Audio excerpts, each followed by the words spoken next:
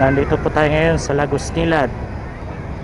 Ito ang daluyan, daanan papuntang Taft from Divisoria, from Santa Cruz. Ilog na rin, katulad na nasa Quezon Boulevard. At nag-enjoy ang mga buong mag-anak, babae, lalaki, bata, matanda, nagsuswimming. Talagang bakasyon, day off.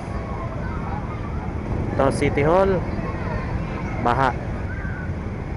Papunta ako ngayon ng SM Manila para maglibang.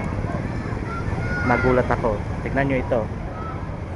Ito yung daanan, underpass, pababa, going, pagbaba ng City Hall to SM Manila. Puno ng tubig. Yung isa, siguro na inantok na sa kakantay. Paano bababa?